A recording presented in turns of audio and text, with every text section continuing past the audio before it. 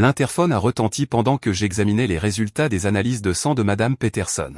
« Docteur Anderson ?» La voix de Sarah avait ce ton nerveux que je reconnaissais immédiatement.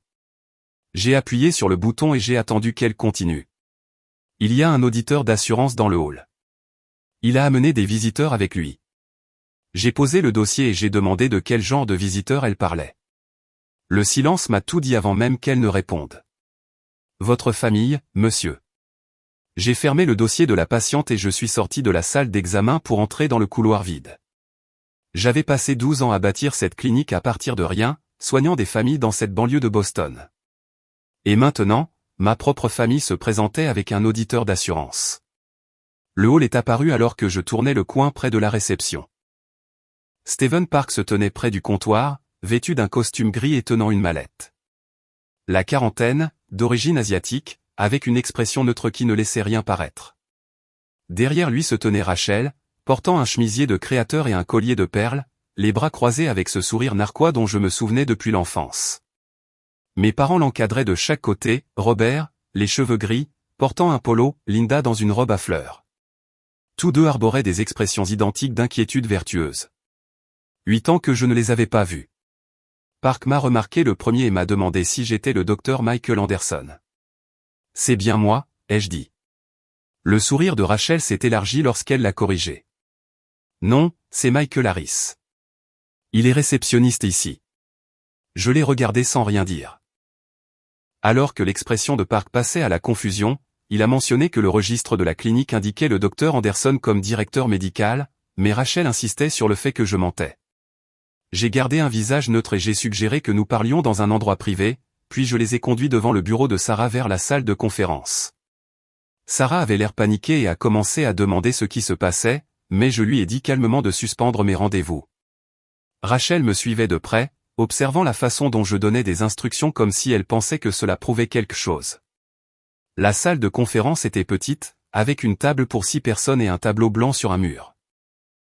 Ma licence de médecine était accrochée à côté du tableau blanc, mon nom étant clairement visible pour quiconque regardait.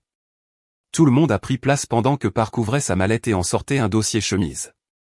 J'ai joint mes mains sur la table et j'ai attendu sans mot dire. Rachel a jeté un coup d'œil au mur, a vu la licence, puis a rapidement détourné les yeux. Park a ouvert son carnet et a commencé à s'adresser à moi en m'appelant Monsieur Harris, mais je l'ai corrigé immédiatement. Mon nom légal était Michael Anderson, pas Harris. Il a pris une note et a expliqué qu'il était là concernant une plainte formelle déposée auprès de la Commission des assurances du Massachusetts. Rachel a annoncé qu'elle avait déposé la plainte parce que je commettais une fraude. Park a sorti des papiers et les a posés sur la table entre nous, expliquant qu'il s'agissait d'allégations graves de fraude à l'assurance et d'exercice de la médecine sans licence. Rachel a fouillé dans son sac à main et a produit une photo imprimée me montrant au bureau de réception en train de répondre au téléphone. Elle a dit qu'elle l'avait prise il y a 3 semaines et a affirmé que je n'étais que du personnel administratif qui disait aux patients que j'étais médecin. Robert s'est penché en avant et a dit qu'ils étaient mes parents et qu'ils connaissaient mon passé. Linda a ajouté que j'avais à peine terminé le lycée et que je n'avais jamais fréquenté d'école de médecine. Rachel a mentionné qu'elle travaillait dans les assurances et qu'elle reconnaissait une fraude quand elle en voyait une. Park m'a regardé et m'a demandé si j'avais une réponse. J'ai sorti mon téléphone et j'ai envoyé un SMS de 3 mots à Margaret Chen, « Besoin de toi maintenant. » J'appelle mon avocate, ai-je dit. Rachel a ri et a commencé à protester, mais Park lui a rappelé que tout le monde avait droit à un conseil juridique. J'ai posé mon téléphone et nous avons attendu en silence pendant 10 minutes, tandis que Rachel me fixait comme si elle s'attendait à ce que je craque sous la pression. Je n'ai pas craqué. La porte s'est ouverte et Margaret Chen est entrée. 53 ans, d'origine coréenne, portant un costume élégant et tenant une mallette de prix. Je me suis levé pour l'accueillir tandis qu'elle s'adressait à moi en m'appelant Dr Anderson, soulignant mon titre assez fort pour que tout le monde l'entende. Nous nous sommes serrés la main avant qu'elle ne coupe la protestation de Rachel et se présente comme mon avocate, ajoutant que j'étais le propriétaire de Boston Family Medicine. Chen a posé sa mallette et a dit à Park qu'elle avait besoin de voir la plainte formelle avant que nous ne continuions. Park a fait glisser le dossier sur la table tandis que Chen le lisait avec une expression qui ne révélait rien. Elle a levé les yeux et a demandé qui avait déposé des allégations criminelles aussi graves. Park a expliqué que Rachel Harris l'avait déposé avec des affidavits de soutien de Robert et Linda Harris. Chen a regardé Rachel, puis mes parents, et a dit qu'elle comprenait la situation. Park s'est raclé la gorge et a commencé à lire la plainte à haute voix. Elle alléguait que Michael Harris pratiquait la médecine sans licence, utilisant l'identité volée du docteur Michael Anderson pour tromper les patients, effectuant des procédures médicales sans formation et fraudant les compagnies d'assurance en soumettant des demandes de remboursement sous de fausses références. L'affidavit signé de Rachel affirmait qu'elle m'avait vu examiner des patients et prescrire des médicaments. La déclaration co-signée de mes parents confirmait que je n'avais aucune formation médicale. La preuve photographique était censée me montrer en train d'effectuer des tâches administratives au bureau de réception. Shen a tapoté le dossier et a demandé à Park s'il avait vérifié l'une de ses affirmations avant de venir ici. Il a admis qu'il était encore en train de vérifier, ce qui a poussé Shen à demander s'il s'était réellement présenté sur la base de cette seule plainte sans consulter d'abord les bases de données de licence de l'État. Park a bougé sur son siège et a expliqué que la plainte paraissait crédible, étant donné qu'elle provenait de membres de la famille avec des preuves détaillées. Shen a ouvert sa mallette et a sorti un certificat de changement de nom du Massachusetts daté d'avril 2013. Elle a expliqué que mon nom légal était Michael Anderson depuis 12 ans maintenant, ce qui a immédiatement fait dire à Rachel que c'était « pratique ». Shen a souligné que c'était un document public et que j'avais changé de nom lors de mon mariage en 2013. La voix de Linda s'est faite petite et incertaine lorsqu'elle a demandé si je m'étais marié. J'ai parlé pour la première fois en 15 minutes. Divorcé en 2015. J'ai gardé le nom professionnellement. Robert m'a fixé et a dit qu'il n'était au courant de rien de tout cela. Je lui ai rappelé qu'il n'avait pas demandé et que nous n'avions eu aucun contact depuis 8 ans. Rachel s'est reprise rapidement et a soutenu que changer de nom ne prouvait pas que j'étais médecin, suggérant que j'aurais pu le changer pour cacher quelque chose. Shen a demandé à qui exactement je me cacherais alors que je dirigeais un cabinet médical public. Le téléphone a sonné à l'extérieur de la salle de conférence. La voix paniquée de Sarah est passée par la porte, appelant le docteur Anderson. Je me suis levé et suis sorti vers le bureau de réception visible par la fenêtre. Sarah gérait une ligne pendant qu'une autre continuait de sonner. J'ai décroché et j'ai répondu avec le nom de la clinique, puis je suis passé à la deuxième ligne en m'identifiant comme le docteur Anderson. Un patient âgé avait besoin d'un renouvellement d'ordonnance. J'ai ouvert son dossier sur l'ordinateur, vérifié le médicament et soumis la demande de renouvellement à sa pharmacie. J'ai raccroché et je suis retourné dans la salle de conférence. Rachel était debout, l'air triomphant, insistant sur le fait que cela prouvait que je n'étais qu'un employé de réception. Je me suis assis et j'ai expliqué que ma réceptionniste était débordée, alors je l'aidais. Rachel a soutenu que les médecins ne répondaient pas au téléphone, ce à quoi j'ai répondu que je le faisais quand mon équipe avait besoin d'aide. Elle s'est tournée vers Park et a insisté sur le fait que c'était exactement ce dont elle parlait que je pensais que répondre au téléphone faisait de moi un médecin. Shen a sorti un autre dossier contenant des captures d'écran de messages texte avec des horodatages clairement visibles. Elle a montré à Park des messages du 15 octobre où Rachel m'avait demandé un prêt urgent de $50 000 parce que son entreprise faisait faillite. Les messages révélaient que nos parents avaient co-signé ces prêts et perdraient leur maison si elle faisait défaut. Les SMS de Rachel disaient que j'étais son frère et que je lui devais de l'aide parce que, la famille est de la famille. Ma réponse avait été simple, nous ne nous étions pas parlé depuis 8 ans et je ne lui devais rien.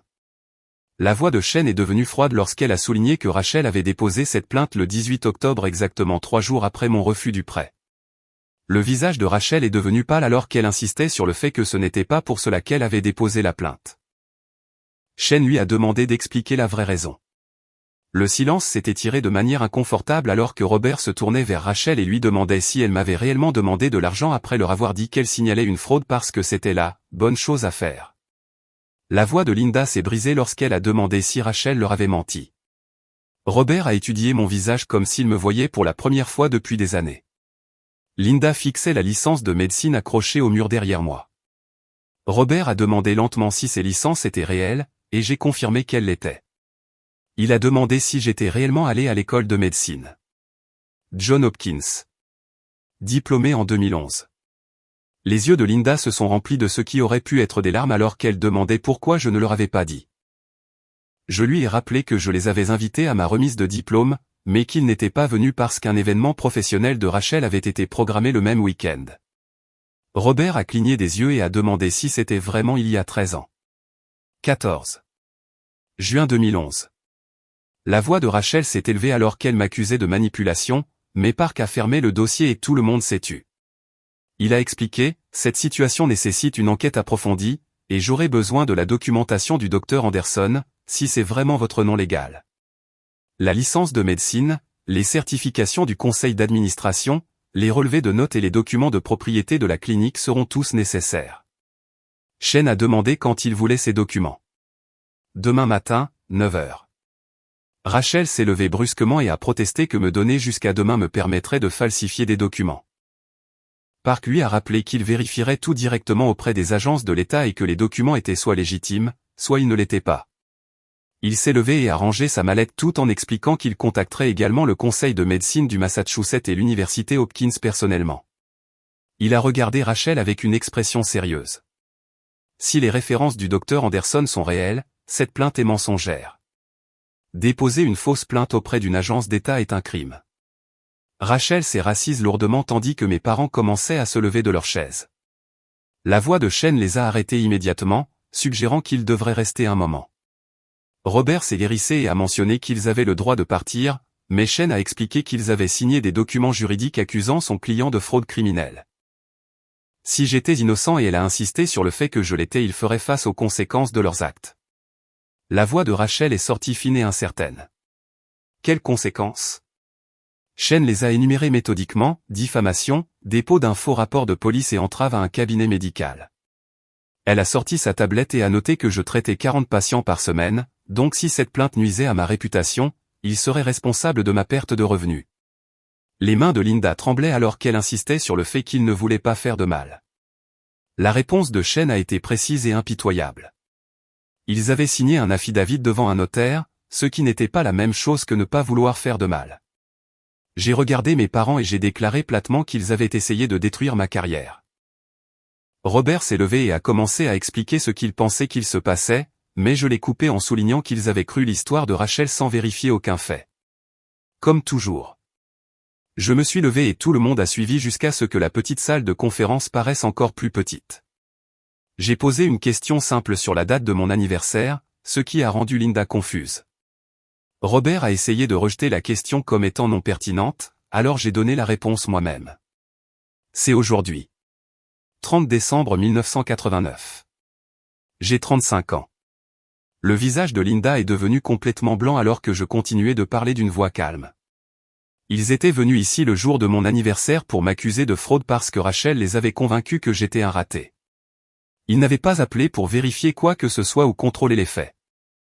Ils l'avaient juste cru immédiatement. La voix de Rachel s'est brisée alors qu'elle me disait d'arrêter de jouer la victime, mais je l'ai ignoré et j'ai évoqué le retour de Park demain matin à 9 h.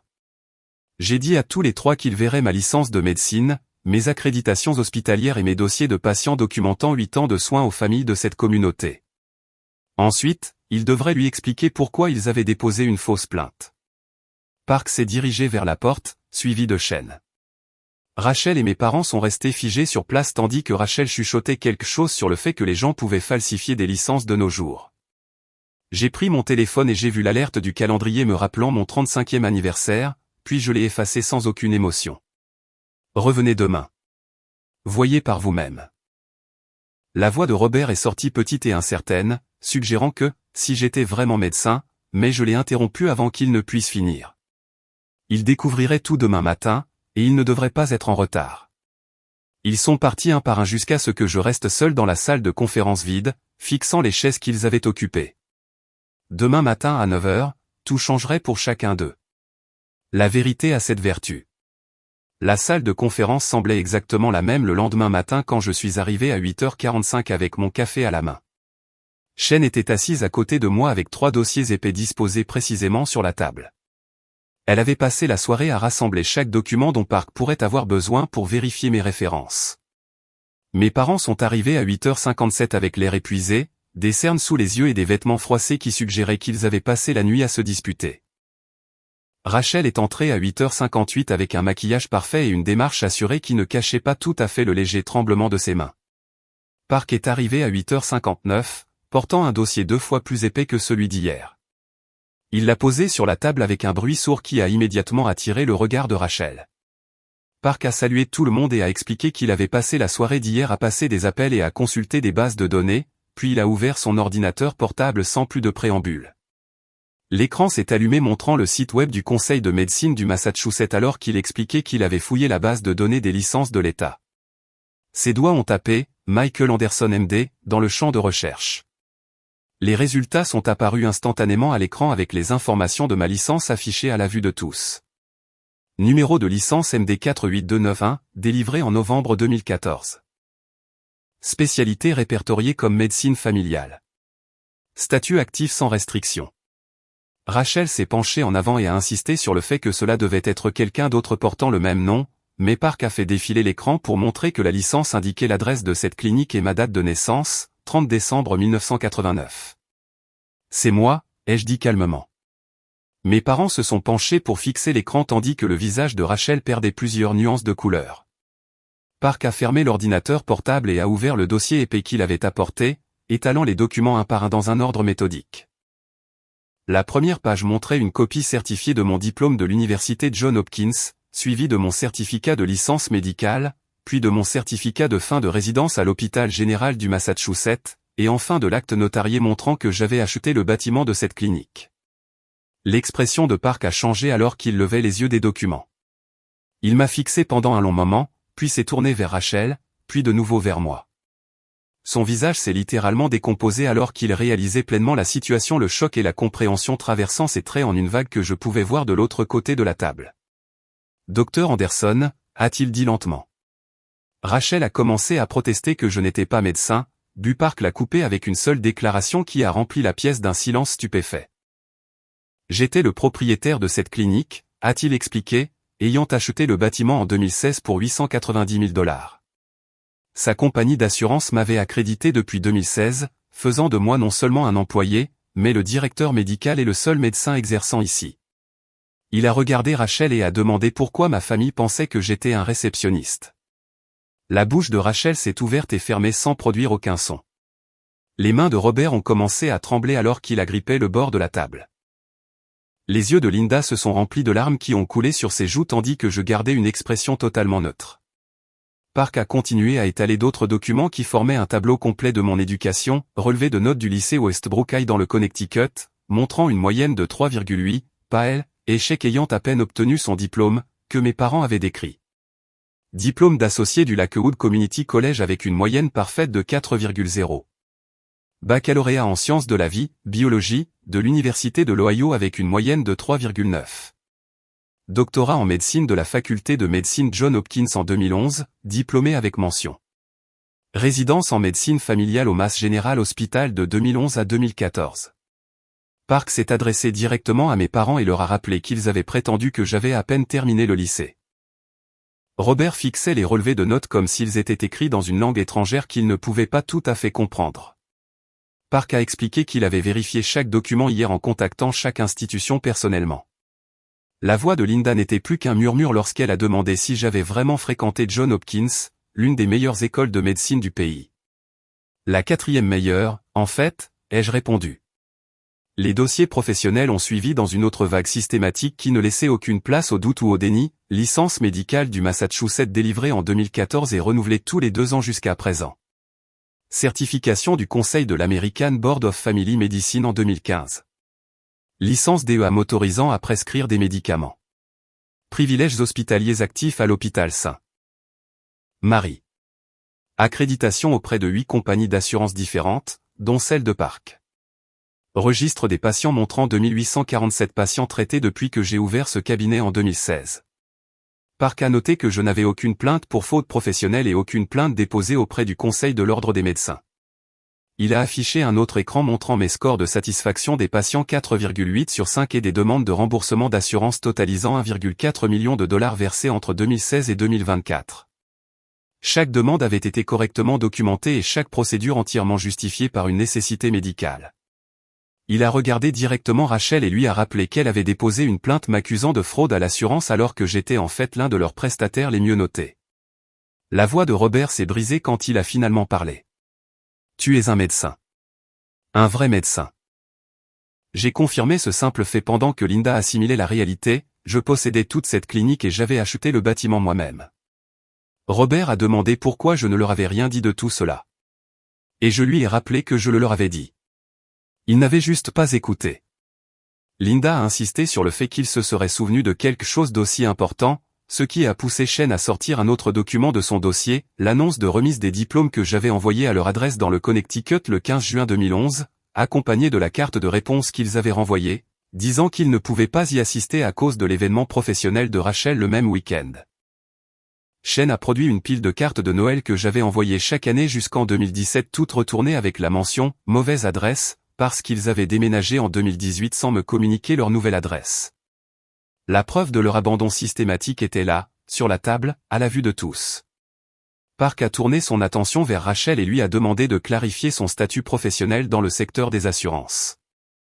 Elle a bégayé qu'elle avait travaillé dans les assurances mais que ce n'était plus le cas, ce qui l'a poussée à demander la date précise à laquelle elle avait arrêté. Shane a répondu pour elle, mars 2023, lorsque Northeast Insurance a mis fin à son contrat pour violation de l'éthique. Rachel a protesté en disant que son dossier professionnel était une information privée.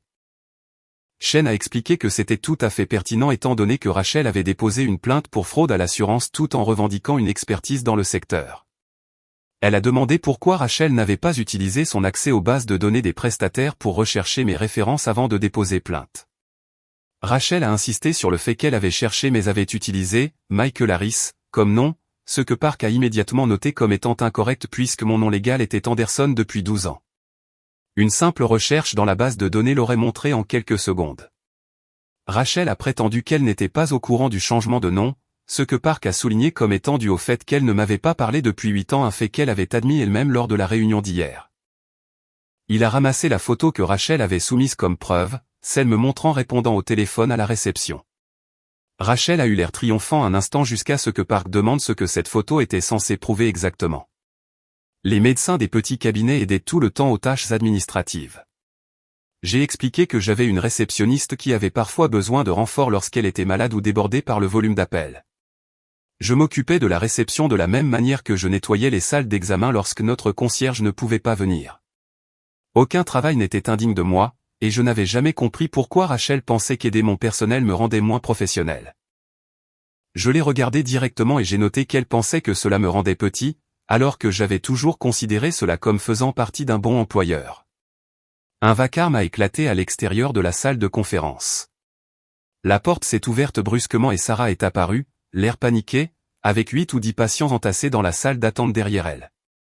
Elle s'est excusée abondamment et a expliqué qu'ils avaient entendu parler d'une enquête remettant en question le fait que je sois un vrai médecin. Madame Kowalski a bousculé Sarah pour entrer dans la salle de conférence et a déclaré que l'accusation était complètement folle puisque j'étais son médecin depuis 6 ans. Elle s'est tournée vers Park et lui a dit que j'avais trouvé son cancer du sein de stade 1 lors d'un examen de routine. La détection précoce lui avait sauvé la vie, et elle était en rémission maintenant grâce à ma minutie. Un autre patient avec une canne a expliqué que j'avais diagnostiqué son diabète avant même qu'il ne présente de symptômes, tandis qu'une jeune mère a partagé que j'avais mis au monde son bébé ici même dans la clinique lorsqu'elle n'avait pas pu arriver à l'hôpital à temps. Rachel a semblé se recroqueviller sur sa chaise tandis que mes parents regardaient avec choc. Je me suis levé et je me suis adressé à mes patients, leur demandant de bien vouloir rentrer chez eux car la situation était prise en main. Madame Kowalski a exigé de savoir si, ces gens, m'accusaient réellement de fraude, mais je l'ai assuré que tout était en train d'être résolu et j'ai remercié tout le monde pour leur inquiétude. Ils sont partis à contre-cœur, grommelant encore sur l'absurdité de quiconque remettant en cause mes références. Shane a attendu que la porte se ferme avant de sortir un nouveau dossier. Elle a suggéré que nous discutions de la véritable raison pour laquelle Rachel avait déposé cette plainte, puis a étalé des documents de faillite montrant que Rachel Harris avait déposé un bilan au titre du chapitre 7 en octobre 2024.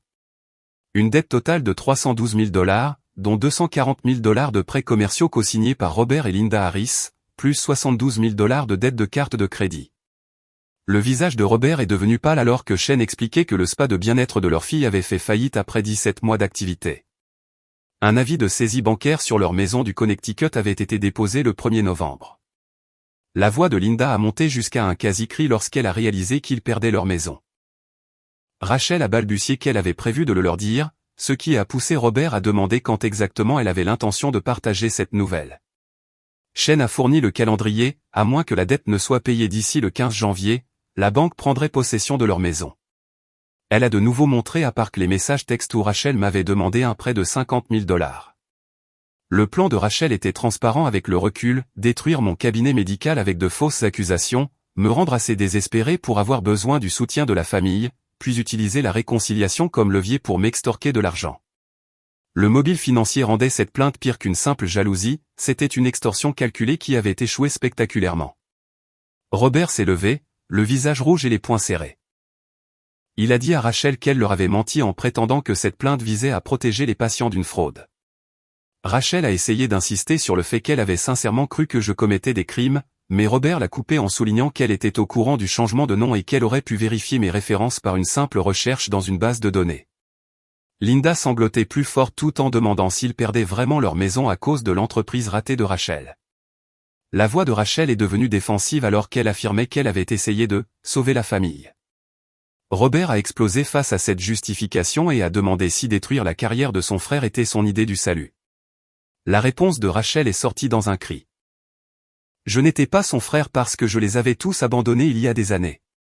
J'ai corrigé ce récit d'une voix froide et monocorde en expliquant que j'étais parti de la maison pour construire ma propre vie, ce qui n'était pas la même chose qu'un abandon. Il n'avait jamais essayé de me trouver. Rachel a soutenu que j'avais déménagé et changé de nom, ce qui rendait impossible de me localiser. J'ai souligné que chercher Michael Anderson, docteur Boston, aurait fait apparaître mon cabinet comme premier résultat sur n'importe quel moteur de recherche. Les excuses s'effondraient plus vite qu'elle ne pouvait en fabriquer de nouvelles. Park a fermé son dossier et a annoncé sa décision officielle. La plainte était totalement infondée.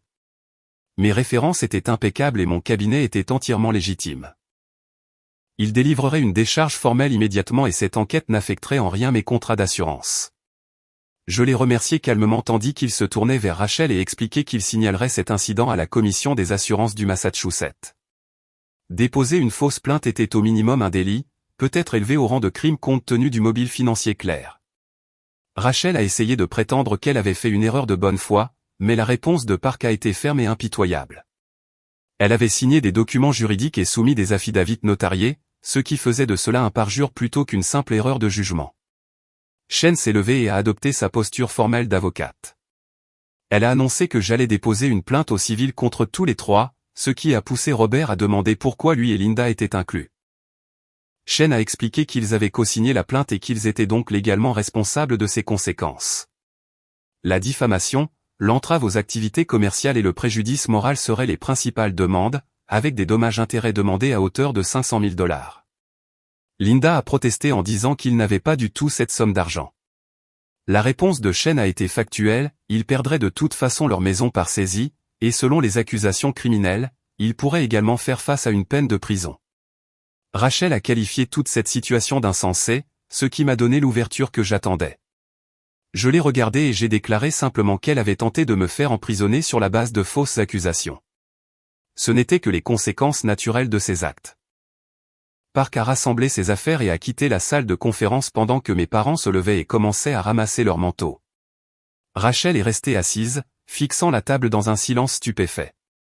Je me suis dirigé vers la porte et je me suis arrêté, la main sur la poignée. Une question, ai-je dit. Rachel a levé la tête lentement pendant que je lui demandais si elle m'aurait aidé si nos situations avaient été inversées si j'avais été celui qui se noyait sous les dettes et que je lui avais demandé $50 000 pour me sauver. Le silence s'est prolongé pendant près de 30 secondes avant que Rachel n'ouvre la bouche, sans pouvoir formuler de mots pour répondre à la question. C'est ce que je pensais, ai-je dit. J'ai regardé mes parents et leur ai dit qu'ils avaient élevé Rachel en lui faisant croire qu'elle comptait plus que moi. Elle avait complètement intériorisé cette leçon, et eux aussi. Maintenant, tous les trois allaient affronter ensemble les conséquences de ce système de croyance. Je suis sorti et j'ai laissé la porte se refermer derrière moi. Derrière cette porte, les sanglots de Linda résonnaient dans la salle de conférence vide tandis que Robert fixait les documents de faillite étalés sur la table. Le téléphone de Rachel a commencé à sonner, un appel de la commission des assurances du Massachusetts. Elle n'a pas répondu. 2 semaines après la visite de l'auditeur, le procureur du district du Massachusetts a déposé des accusations formelles contre tous les trois. Rachel faisait face à un chef d'accusation de fraude à l'assurance comme crime et à un chef d'accusation de dépôt de fausses plaintes comme délit mineur. Mes parents ont été accusés de complot en vue de déposer un faux rapport de délit mineur compte tenu de leur âge et de l'absence d'antécédents criminels. Le tribunal a fixé la caution à $10 000 chacun et a programmé le procès pour mars 2025. Je n'ai pas assisté à la comparution. Shen m'a envoyé le dossier de l'affaire accompagné d'un autre élément sur lequel elle enquêtait, l'historique professionnel complet de Rachel. J'ai examiné les documents dans son bureau 3 jours avant Noël, alors que le centre-ville de Boston grouillait de clients pour les fêtes qui n'avaient aucune idée que leur vie était tellement plus simple que la mienne. Rachel avait été licenciée d'Atlantic Insurance en 2019 pour avoir approuvé des réclamations frauduleuses. Northeast Insurance l'avait renvoyée en 2021 pour avoir falsifié des dossiers clients. Bay-State Insurance l'avait remerciée en 2023 pour des violations d'éthique. Elle était au chômage depuis 8 mois avant de déposer plainte contre moi. Shen a souligné qu'il ne s'agissait pas seulement de désespoir, c'était un schéma de comportement. Les dossiers montraient que Rachel avait déposé des plaintes contre 2 de ses anciens employeurs, toutes 2 rejetées comme étant sans fondement. Elle avait une stratégie qui devenait évidente une fois documentée à travers des années d'échecs, quand les choses n'allaient pas dans son sens, elle trouvait quelqu'un d'autre à blâmer et essayait de le détruire au lieu d'assumer ses responsabilités. Mes parents n'avaient jamais été au courant de ces licenciements car Rachel leur disait qu'elle faisait du conseil.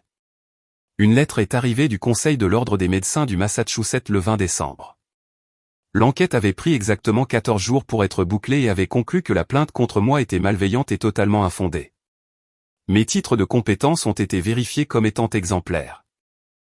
Ma licence est restée active sans aucune restriction, et le Conseil s'est excusé pour tout inconvénient que l'enquête avait pu causer. La plaignante avait été signalée dans leur système pour abus potentiel du processus de plainte. J'ai encadré la lettre et je l'ai accrochée à côté de ma licence médicale dans la salle de conférence où ma famille avait essayé de me détruire. C'était comme la plus petite victoire possible, mais les victoires restaient des victoires.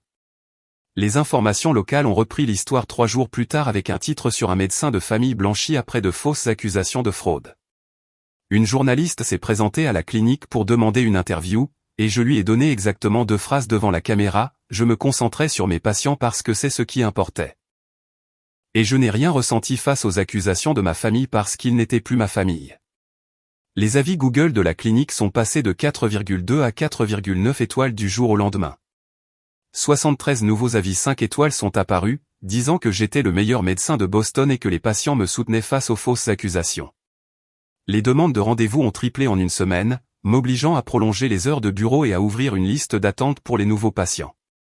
La communauté s'était exprimée, et elle avait choisi mon camp.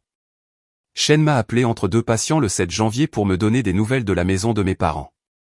La banque l'avait vendue aux enchères la veille pour $380 000, ce qui couvrait la majeure partie de la dette commerciale de Rachel.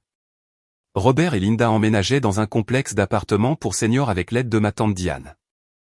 J'ai dit à Shen que j'étais soulagé qu'ils aient le soutien de quelqu'un.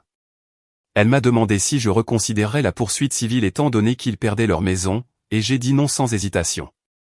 Ils avaient perdu la maison lorsqu'ils avaient co-signé les prêts irresponsables de Rachel, je choisissais simplement de ne pas arrêter les conséquences naturelles de leur propre décision. L'affaire pénale a avancé plus vite que je ne l'espérais.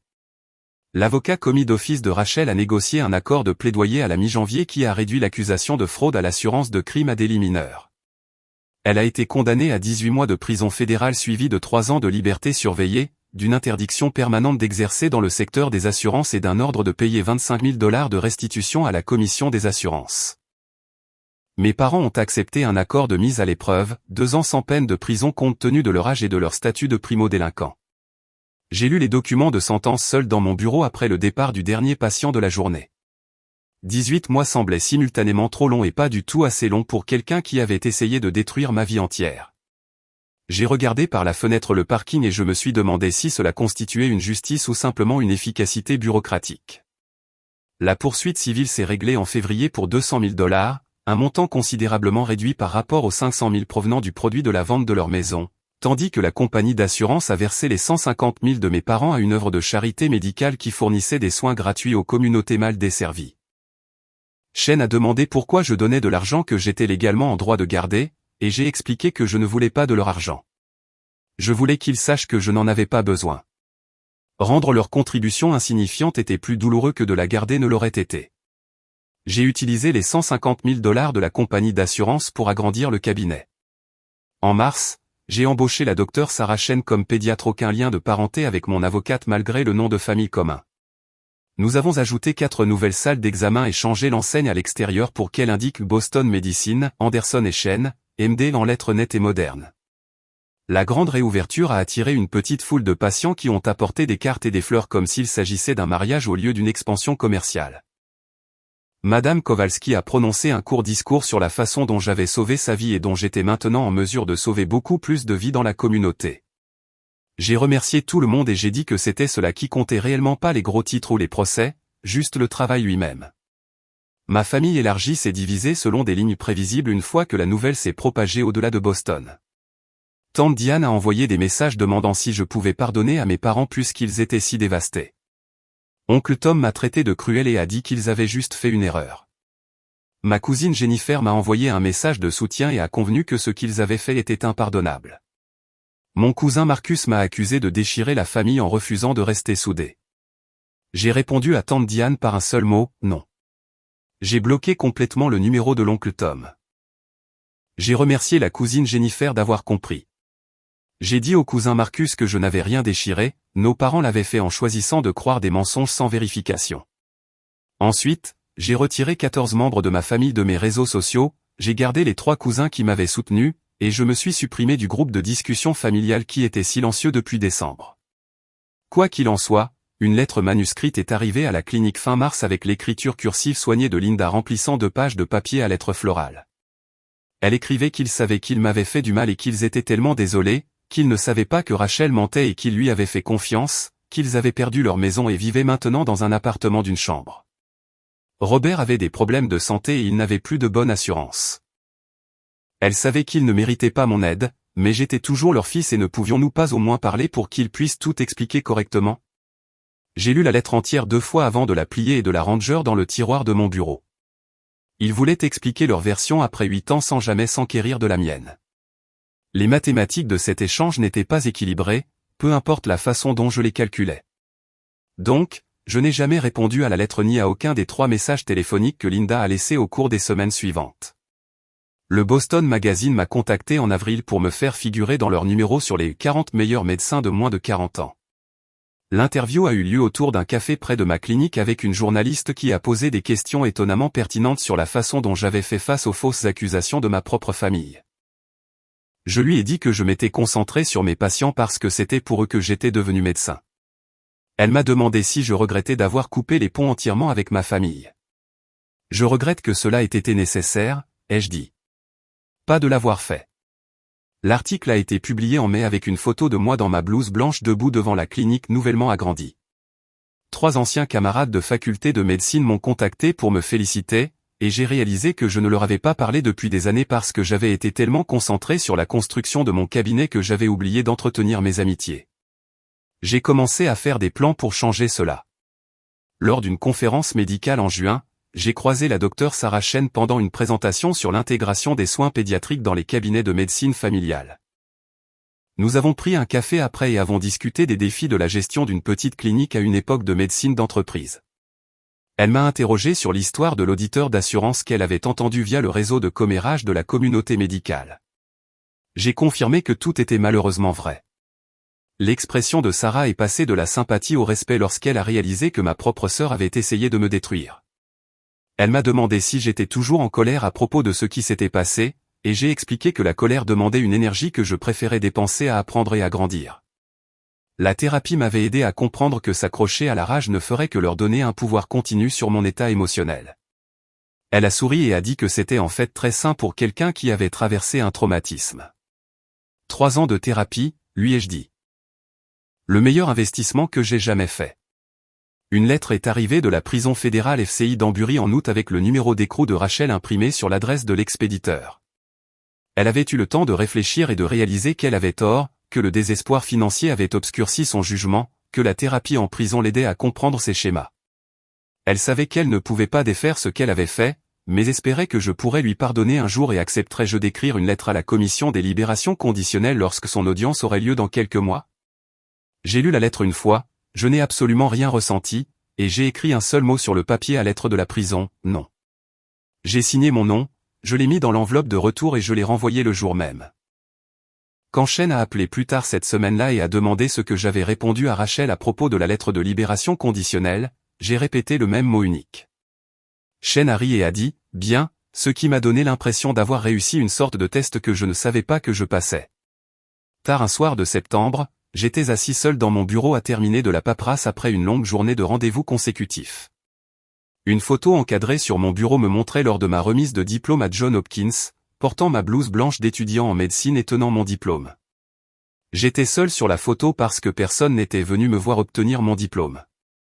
Pas de parents, pas de sœurs, pas de famille élargie qui avaient tous été trop occupés par l'événement professionnel de Rachel ce même week-end.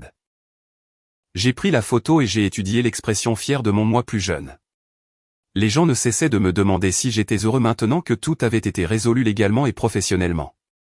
Je n'ai jamais su comment répondre à cette question car le bonheur semblait être le mauvais critère de mesure. J'avais un cabinet prospère, de bons collègues et des patients qui me confiaient leur vie et leur santé.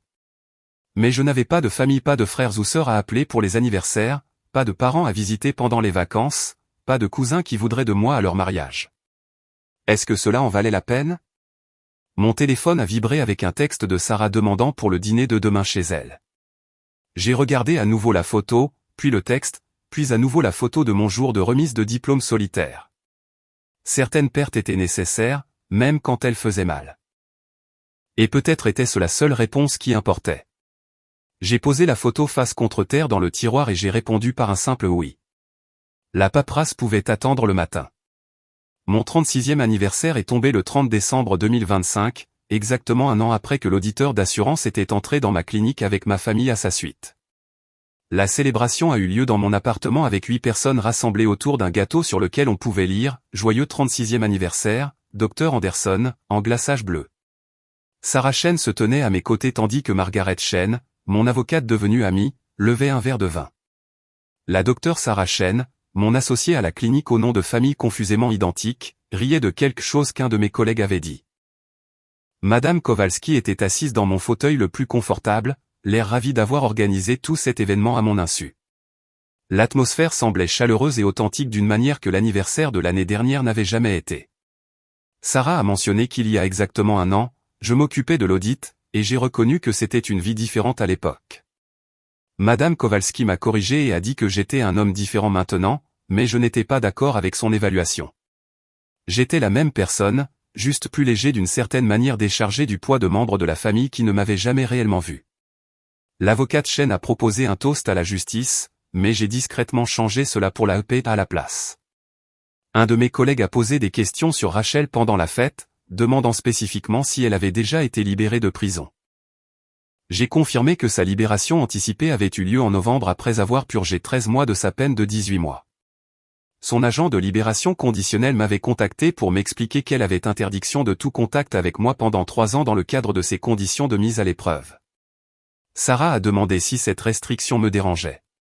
Je lui ai dit la vérité, même si l'ordonnance de non-contact expirait demain, je ne parlerai toujours pas à Rachel parce qu'il n'y avait plus rien à se dire entre nous.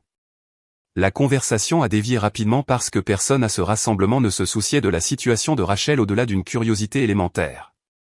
L'avocate Chen a mentionné que mes parents avaient envoyé une carte de Noël à son bureau plus tôt ce mois-là, qu'elle avait renvoyée non ouverte conformément à mes instructions permanentes.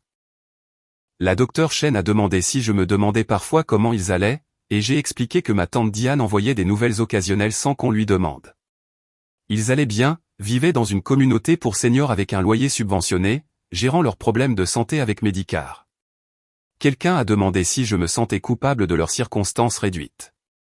Je ne ressens rien, ai-je dit. C'est mieux que la colère. La fête s'est poursuivie avec des discussions sur le prochain premier anniversaire de la clinique sous le nom Anderson & Chen Family Medicine. La docteure Chen a partagé que nous avions traité 892 nouveaux patients au cours de l'année écoulée, doublant presque la taille de notre cabinet. J'ai noté que l'argent du règlement de la poursuite avait été bien utilisé, ce qui a fait rire Madame Kowalski qui a souligné que Rachel avait essayé de me détruire, mais que j'avais construit quelque chose d'encore plus grand à partir des décombres. Je l'ai corrigé gentiment. Rachel avait essayé de détruire quelqu'un qu'elle pensait petit et insignifiant. Elle n'avait jamais réellement su qui j'étais. Donc, son attaque avait été dirigée contre une version fantôme de moi qui n'existait que dans son imagination. Le lendemain soir, je me suis arrêté chez Trader Joe's en allant à l'appartement de Sarah pour le dîner du Nouvel An. Le magasin était bondé de clients de dernière minute faisant provision de champagne et d'amuse-bouche. J'ai tendu la main vers un sac de grains de café sur l'étagère, et ma main a touché une autre main tendant la main vers le même sac. J'ai levé les yeux et j'ai vu Rachel. Elle avait perdu du poids en prison, son visage était plus mince et plus anguleux que dans mes souvenirs. Les vêtements de créateur avaient disparu, remplacés par un pull et un jean Target qui avaient connu des jours meilleurs. La prison avait donné à sa peau un aspect grisâtre sous les lumières fluorescentes du magasin. Nous nous sommes tous deux figés pendant un long moment. Elle a dit mon nom et j'ai dit le sien, puis le silence s'est étiré entre nous dans l'allée du café pendant que d'autres clients poussaient leur chariot devant nous. Rachel a commencé à dire qu'elle voulait me dire quelque chose, mais je l'ai coupé d'un seul mot et j'ai pris le café. Je suis parti sans regarder en arrière, bien que je puisse sentir qu'elle me regardait jusqu'à ce que je tourne le coin vers les caisses. Ce soir-là, à l'appartement de Sarah, je lui ai raconté la rencontre pendant que nous préparions le dîner ensemble. Elle s'est arrêtée de couper des légumes et m'a demandé si j'allais bien, et j'ai confirmé que j'allais bien parce que je n'avais absolument rien ressenti pendant l'interaction.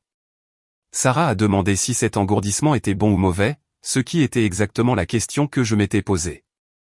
Parfois, je me demandais si je devrais ressentir plus de colère ou de tristesse ou même de pitié pour la sœur qui avait détruit sa propre vie en essayant de détruire la mienne.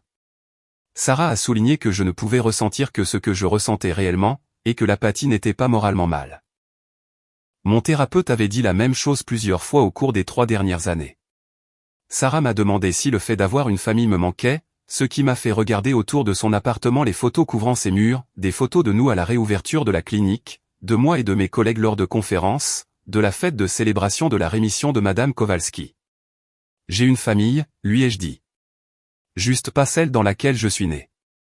Le lundi matin suivant, notre nouvelle réceptionniste, Jenna, avait du mal avec le système téléphonique pendant le rush matinal des appels de rendez-vous. Je me suis assis à la réception et je lui ai expliqué le processus pendant qu'elle s'excusait de ne pas le connaître déjà. La docteure Chen est passée devant et a fait un commentaire taquin sur le fait que j'aidais à nouveau à la réception, mais j'ai dit à Jenna qu'aucune tâche n'était trop petite quand on faisait partie d'une équipe. Un étudiant en médecine qui m'observait ce jour-là a semblé surpris que je réponde réellement au téléphone, tout comme la photo de Rachel l'avait montré. J'ai confirmé que je le faisais parfois et j'ai demandé si cela posait un problème. L'étudiant a admis que la plupart des médecins ne feraient pas de travail administratif, ce à quoi j'ai répondu, ces médecins passaient à côté de tout l'intérêt de diriger un cabinet axé sur les soins aux patients plutôt que sur l'ego. Plus tard dans la matinée, M. Torres a évoqué l'histoire des accusations de ma famille pendant son examen. Il en avait entendu parler par le réseau de commérage des patients et voulait exprimer son opinion selon laquelle il s'était complètement trompé sur mon compte. Je l'ai remercié pour son soutien, et il a demandé pourquoi je restais dans une petite clinique alors que je pourrais travailler dans un grand hôpital avec mes titres et ma réputation. Les grands hôpitaux traitent les maladies, ai-je expliqué. Moi, je traite les gens. Monsieur Torres a hoché la tête et a dit que c'était une bonne réponse. Alors je lui ai dit que c'était aussi la vraie réponse, la véritable raison pour laquelle j'avais choisi cette voie particulière en médecine. Ce soir-là, j'étais assis seul dans mon bureau à rédiger des notes sur les patients une fois le dernier rendez-vous terminé. Le calme de la clinique vide me laissait de l'espace pour réfléchir à la question que les gens n'arrêtaient pas de me poser, si je regrettais d'avoir coupé les ponts complètement avec ma famille. Je regrettais que cela ait été nécessaire, mais pas de l'avoir fait réellement. Ma sœur avait pensé que répondre au téléphone me rendait petit et insignifiant. Mes parents avaient supposé que j'étais un échec parce que je ne les informais pas continuellement de chaque succès. Aucun d'entre eux n'avait compris la vérité fondamentale selon laquelle je n'avais pas besoin qu'ils me voient ou valident mes accomplissements, j'avais besoin d'arrêter d'attendre qu'ils regardent dans ma direction. La vengeance aurait été de leur prouver qu'ils avaient tort et de les forcer à reconnaître leur erreur. La paix consistait à rendre leurs opinions totalement non pertinentes pour mon sentiment de valeur personnelle. Je n'avais pas gagné une sorte de guerre contre ma famille, j'avais simplement cessé de mener une bataille qui n'avait jamais été la mienne à gagner en premier lieu. À 19h ce soir-là, j'ai verrouillé les portes de la clinique et je me suis dirigé vers le parking où Sarah m'attendait dans sa voiture.